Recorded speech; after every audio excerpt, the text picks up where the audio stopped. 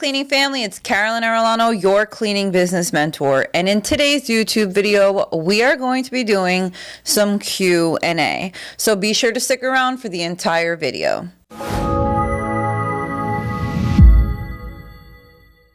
Hello YouTube community. First and foremost, I want to say thank you guys so much for tuning into my YouTube channel. Thank you guys so much for subscribing, for liking, and absolutely thank you all who participated in giving me these questions to answer you guys. So as you guys know, my name is Carolyn Arellano. I've been in the cleaning industry for going on 6 years now. I do clean homes and commercial, but over the last 2 years, my main focus has been mentoring those in the cleaning industry and really trying to teach the basics of what it is to run a cleaning business. I did have a business mentor in the beginning of my business, and I still do. I actually have a handful of mentors. So if you guys are looking for a virtual mentor, you have landed on the right channel. And if you guys are interested in any one-on-one mentoring, I do offer that. If you head over to my website, www.cleaningbusinessmentor.com, on my website, you will find a number of resources, both paid and free, for those that are looking to level up in business. So I did start my YouTube channel about 1.5 years ago, although on my profile it says 2 years ago. It's only been about 1.5 years since I have been creating content, putting it here on the platform, and growing my YouTube community. So again, thank you guys so much for all of your subscriptions, for your likes, for your comments, for those that are subscribed to my members only YouTube channel, where we have a number of private videos, lives, a number of discounts, and awesome stuff. If you guys are interested, be sure to go ahead and check out my members only YouTube. So let's go ahead and get into answering some of these Q&As that we have gathered from YouTube comments, Instagram comments, and a couple of polls that my daughter Sabrina has been putting up for the last few weeks. Now, these Q&As I did keep to business related because I just wanted to answer some business questions, but I will be doing other Q&As where you guys can ask personal questions, right? So it doesn't have to be exactly business related, but we're going to do a personal Q&A where you guys can ask me anything personal that I find appropriate, and I will be happy to answer any of your questions that are personal. So let's go ahead and answer this first comment. And this is from @thy_narrow_path. And they said, my business is growing and I'm considering hiring my first employee. What insurance or what kind of coverage do I need when dealing with theft if it were to occur? This is a great question. Many of you know I do partner up with Next Insurance. Now, Next Insurance will be able to help you out for those that need insurance and have insurance questions. In the description of this video, I will have a link for you guys to use to get a free quote. Now, typically when we are talking about employees, there are 2 different types of insurances that are needed.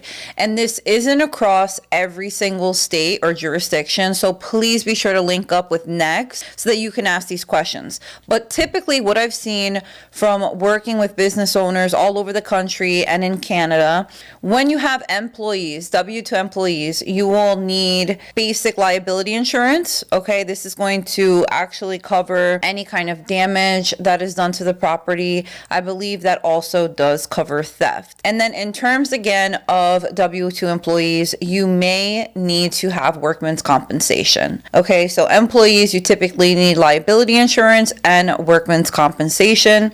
And if you are just working with subcontractors, then you're more than likely be required that they have that liability insurance. But again, speak with an expert in insurance. Go ahead and contact Next. I have a link for you in the description of this video. And then one of my members, Jennifer Oliveira, shout out to Jennifer. I actually met her in person. I love her. She's the best. She asks, what software do you recommend? I love to say QuickBooks, right? Because it is one of the simpler that you can learn. Now, I'm not going to sit here and tell you guys that I didn't pay for somebody to set up my QuickBooks, because I did, because I am not good in accounting, right? But to answer your question, we do use QuickBooks. It is inexpensive. However, if you are not familiar on how to set up QuickBooks, it could be kind of a waste of money. And I say that because if you don't set it up properly and it's not properly working for your business, then you're spending money for no reason. So if you are good with accounting, then you can go ahead and set up your QuickBooks account. If not, then hire an accountant. I always say hire an accountant. That is somebody that you guys should be hiring within that first year of business. You shouldn't be waiting. It's actually probably one of the first people that you should be hiring to help out with your business, because one thing you don't want to do is mess around with your taxes and what you owe the government.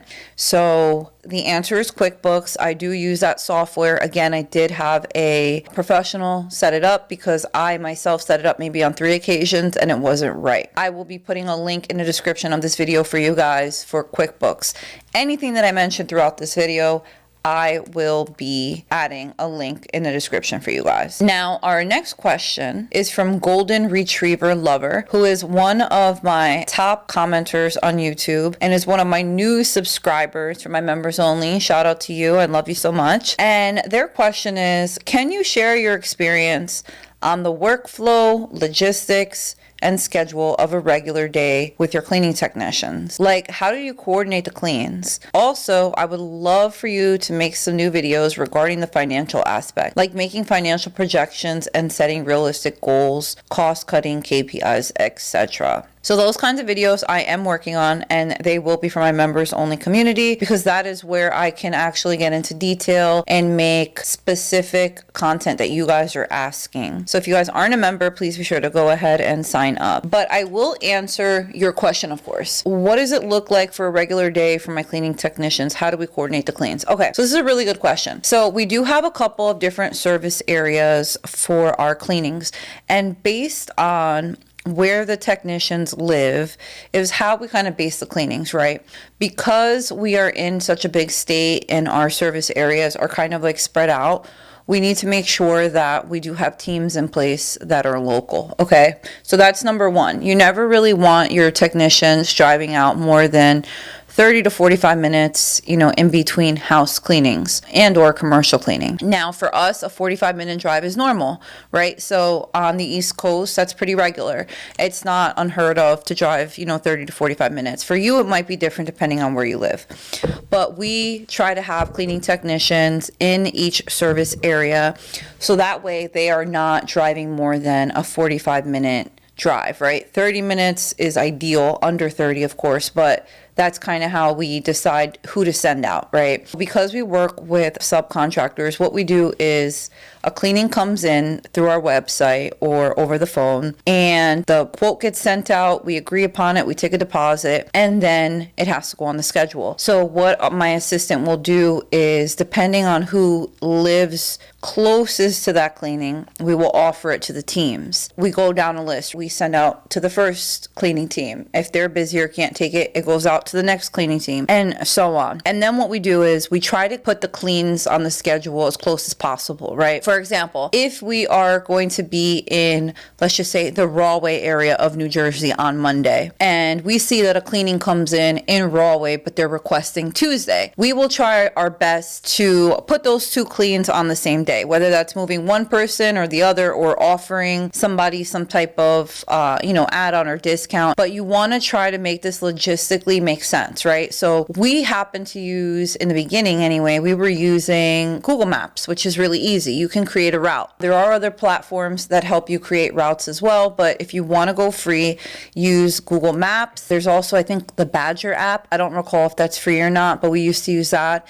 And that's kind of how we try to logistically coordinate it. Again, it has to make sense, and we try to keep our teams in the same area. I hope that answers your question. In a nutshell, we put things into Google Maps. We estimate how long each clean is going to take, and then the drive. And we always leave room for cushion. Also, what we do is we say we have a 2-hour window. So our cleaning technicians, let's say if they're going to arrive at 9, we would then say our cleaning technicians are going to arrive between 9 a.m. and 11 a.m.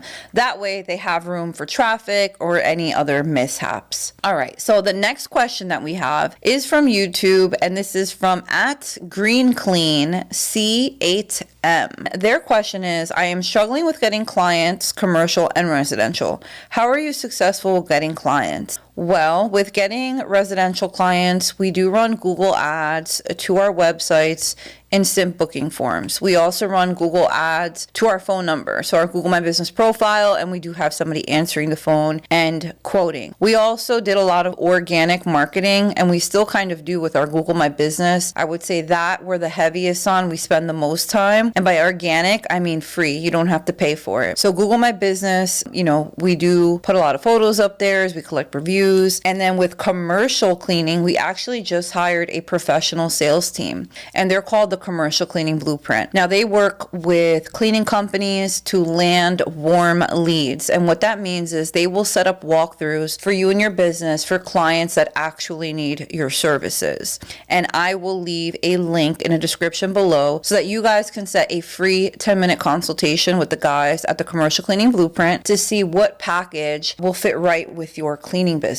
Those are 2 ways that we are currently getting leads for my cleaning business. The next question that we have was asked on an Instagram poll, and the user's name is Yasmi_M20. How do you avoid last minute cancellations? This is an amazing question. So as many of us have experienced, people will cancel on us.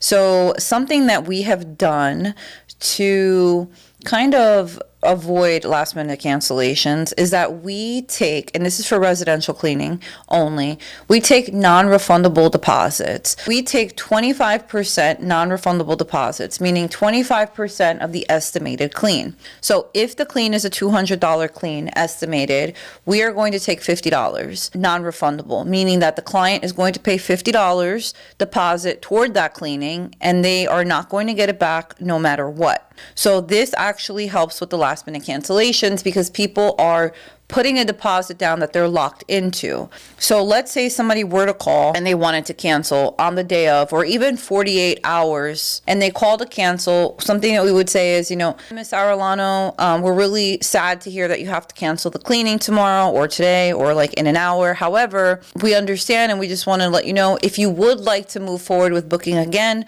we will require another $50 deposit. Now, when people, hear that, they're like, oh shoot, I'm gonna lose $50. In that case, we'll make sure somebody's home. In that case, don't worry about it, come over. Get your non-refundable deposit. I do 25%.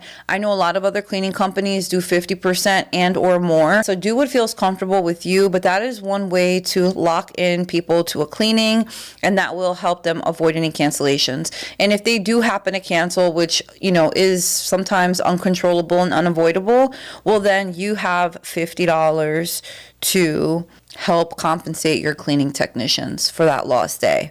Very good question. Another question that we have from Instagram, and the user's name is Andres_BOK, is what field software do you use? Andres, I love using ZenMaid. It has been one of the most simple platforms that I have ever used in my cleaning business, and I have used many. It's also extremely affordable, just starting at $50 for one user and only $10 an additional user. I will have a link down in the description of this video for a 14 free day trial for ZenMaid, as well as a link to my ZenMaid online cleaning course, which is available for just $29.99, where I go over how to use every single feature that ZenMaid has to offer. The next question is from Instagram, and the user is Danielda's Cleaning Service LLC. Have you ever used apps such as Turn B&B for cleaning contracts? Now, I have used Turnover B&B. I have used platforms like Thumbtack. However, they were not a good fit for me. And I don't say that so that you don't use it, because I think that everybody should try things out on their own and see how things work. But for me, they just didn't work out well because the prices that I was seeing offered on those apps weren't enough to cover my expenses. So it wouldn't have made sense for me to put somebody into clean. However, if you're just starting out and you're trying to get more jobs and you're a solo cleaner, then apps like that might be great so that you can generate some money and get the experience that you need. But personally, they just weren't paying enough. So the next question, again, is from Instagram. We have a user named Joshua_Oliveras. While working a 9 to 5, how would you go about doing walkthroughs / hiring for commercial? This is a great question, Joshua, because many of my mentees do work 9 to 5 jobs and they are growing their cleaning business part-time. So for my mentees out there that are working the 9 to 5, growing that cleaning business, all you have to do is hire somebody. If you're going to go about the W-2 method, hire an employee, somebody that you can fully train on how to do these walkthroughs, or better yet, somebody with experience that has already worked for a cleaning company, right? Why give ourselves extra work? Now, if you're not going the W-2 method and you are going the subcontracting method, then you can give this task to a subcontractor that you trust, okay? Somebody that you are working with, somebody that is already cleaning from you, somebody that has the experience. You can have them go out there, do the walkthrough, and then you can do the proposal, okay? That is how you can really go about doing these walkthroughs. And also, because I know you're going to be like, oh, why would I send out a subcontractor if they're going to go, try to bid the job on the side? Well, then hire somebody as a subcontractor that doesn't have a cleaning company. You can still hire help. They don't have to be your competition. And then also, I'm going to take this a step further because I think this might also help. If you guys are working a 9 to 5 and you also need the phones answered, right, to make those appointments, hire a virtual assistant. I work with an amazing virtual assistant team that will help get you guys together. They actually run my cleaning business for me so that I can spend hours every single week creating content for you guys. So go ahead and check the link out in the description of this video. Now I have my next comment from Gus, the CEO. Shout out to Gus. He's my mentee. I got to meet him in person a couple of weeks ago in Dallas. I love connecting with you guys and getting to know you and actually hanging out and having dinner and like becoming friends. So shout out to Gus, the CEO, who I call young CEO. He asks, how do you deal with crappy cleaners? My biggest advice is hire people that have experience. Hire people that have experience. Stop trying to train people that have never dusted in their life before. Find people that worked for cleaning companies or are currently working for a cleaning company or currently working for themselves, okay? If you find people that are already out in the field cleaning, have the supplies, like the work, love the work as a matter of fact, but they just don't know how to market, then hire those type of people. And also make sure you have quality control checks in place. So if they are going out there to clean, what are they doing to make sure that the cleaning is done properly? Are they, taking before and after photos? Is somebody going to pop up and do these quality control checks? People are going to make mistakes. We're not robots. But one way to kind of avoid dealing with shitty cleaners is not hiring them. And I know it's easier said than done, but let's focus on hiring people that are already out there cleaning and have experience. The next comment we have is from Instagram, and the user's name is Anna Turillo_1. How do your conversations go with new contractors, non-solicitation contracts, etc.? Anna, this is an awesome question. And I think I have a full video to answer this, I believe on my members only channel. But in a nutshell, what we do is we cold outreach to cleaning companies within the area. So we're going on Google, reaching out to them, sending them messages, emails, voicemails, and asking them a set of questions. And after they answer enough of these questions, we then move on to a video interview. And during that interview, we go through a number of different questions that include signing a non-solicitation contract. I do have a subcontractor template, and I'm going to put that in the description of this video. So it has the email template, the text template, it has the questionnaire that you want to ask your subcontractors during that interview process. So if you guys are interested in that, I do have that available for purchase. Go ahead and click the link in the description of this video. Now, the next question that we have is from YouTube, and the username is @NayNick. NAYNICC. What is the proper and legal way to subcontract? 1099 versus invoicing and payment. What credentials do they need to have, etc.? Thank you in advance. So first and foremost, I'm going to say to please check with somebody in your state. Check with the state, see what the legalities are. I'm not going to give you legal advice. I can only tell you what's based on my experience in the area where I live, which is in New Jersey. So if you have questions as to what is legal when it comes to subcontracting versus employees, please reach out to your state. That is most important because each state is different.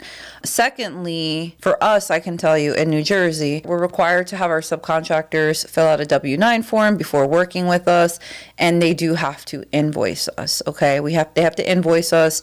This is part of our contract, and then we do pay them at the end of the week. And what they have to do is be able to fill out that W-9 form, whether that is using an EIN number or a valid social security number. Please talk to somebody in your state, and also if you need to, get yourself an accountant. Now the next person we have is from YouTube, and the username is Vanessa Hello 98883. How do you price office space work? What exactly do you charge per 1,000 versus 10,000 square feet?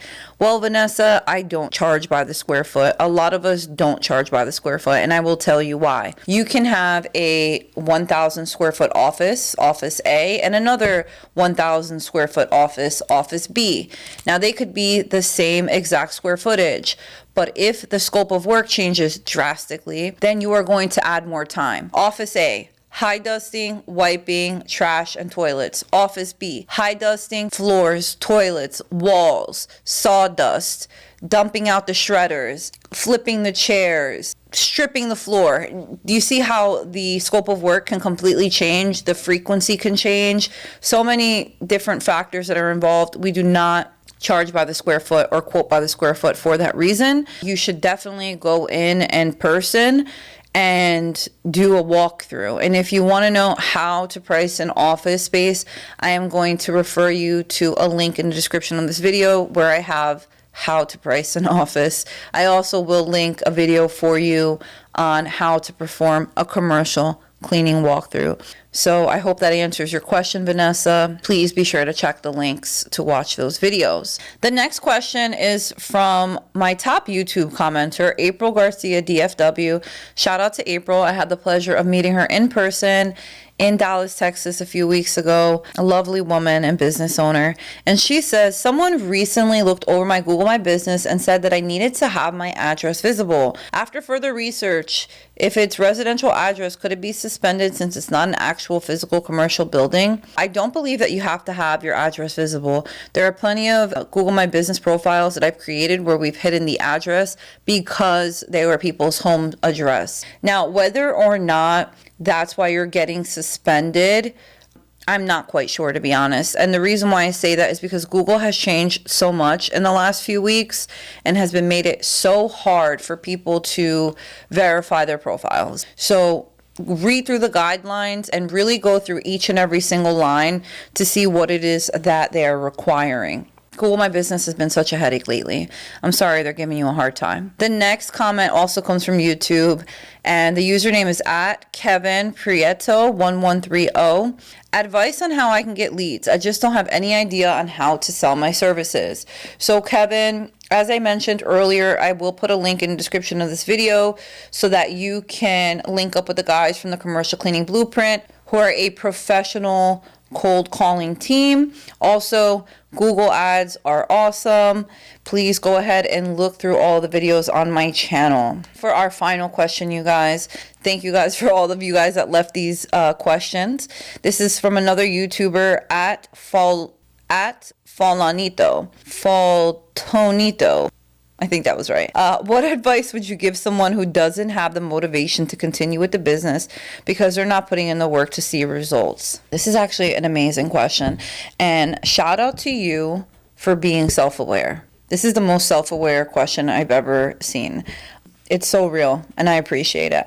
What advice would you give to someone who doesn't have the motivation? Okay, so my advice to someone who doesn't have the motivation to continue with the business because they're not putting in the work to see the results is going to be to think of what your life is going to be like if you do nothing. Sit back and look around, right? And think to yourself, what is my life going to look like if I continue on without doing the work? And how you're currently living, think to yourself, is this what you want for yourself? Is this what you want to continue doing, right? Is this enough? Does this feel like a fulfilled life? And if the answer is no, get your ass up and start working, okay?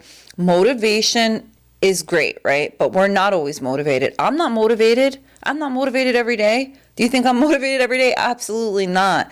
But I'll tell you what motivates me, or not motivates me, what helps keep me consistent. And what keeps me consistent over motivated is that I know what it feels like to be broke, right? I know what it feels like to be unhappy. I know what it feels like to not be able to provide for my children. I know what it feels like to have to second guess a purchase before I make it. I know what it feels like to not have money in my account. I know what it feels like to have the credit card collectors call me to the point where, might want to change my phone number. And for me, that gives me not the motivation, but it gives me the boost that I need to keep being consistent, to get out of bed when I don't want to sit down and record when I don't feel like it. Because that life that I've lived in the past, I don't want to feel that again. I don't want to live that. And that's really what keeps me going. And that's what, you should think of. It's like, okay, if I keep being unmotivated, right, this is what life is going to give me, because this is what you're working toward, right? But once you switch and you get into a mode where it's like, I feel better about what I'm doing, you will feel the change. Now, the reason why you don't feel motivated from what I got of that comment is because you're obviously not putting the work in, right? And that's respectable. Again, shout out to you for saying that. Sometimes we need to check ourselves, but really just imagine the life that you want to have. Imagine the car that you want to drive. Imagine the house that you want to buy. Imagine being able to swipe your debit card and not have to check your bank account, and work toward that. There's a lot of times, you guys, where we're going to be working and working and working and staying up late and really grinding, and we're not seeing the results that we want right away, or, see the results that we think we deserve right away. That doesn't mean that the results aren't happening, okay? One foot in front of the other every single day. Head down, grind, do what you need to do, and I promise you, you will see the results. You will start getting those phone calls. You will start having money in your business. You will grow your clientele, and you will feel different.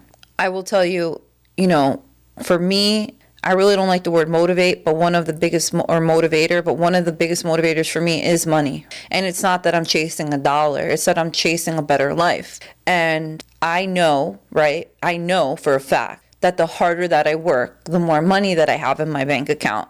And that's for every single one of us. It's not just me. It's every single one of us watching this. The harder that you work, right, the more money you should be seeing in your bank account. At least as a business owner, I can say that. I can't say that maybe at a job. Maybe not, right? But I'm talking about business only. The harder that you work, the more money you're going to see in your bank account. Is it going to happen overnight? No. Could it? Absolutely. Especially in the cleaning industry. Cleaning homes, you could start making money right away. So again, for me, don't try to feel motivated.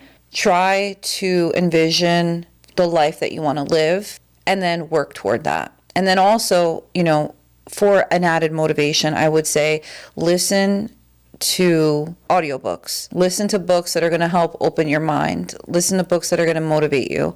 And I will link a Amazon list in the description of this video for all of the ebooks and hardcover books that I've recently been reading. And I can say that those books do help motivate me. I'm currently listening to The Science of Getting Rich. It's convincing me that I can become a billionaire one day, right? So stuff like that you should listen to. It'll definitely help your mindset, help you want to work harder, if that makes sense. But I do want to say, again, thank you so much for that question. That was being so open and honest and real. And again, self-awareness is like one of the best things that we could ever have. So I hope that answered everybody's questions. I hope you guys enjoyed this YouTube video. It's a little bit different. And if you guys did enjoy this, I would love to hear some feedback from you guys.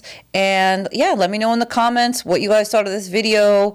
And of course, we will be putting up a post so that you guys can drop some personal questions for myself. As a matter of fact, if you want to leave me some personal questions in the description of this video, We would love that, because then we can start collecting all of these questions, and your questions will be featured on my YouTube video. Thank you guys so much for watching. Please make sure to go ahead and check out my members only YouTube community, where I upload a number of private videos. I go live with my community and a bunch of other really cool stuff. Until next time.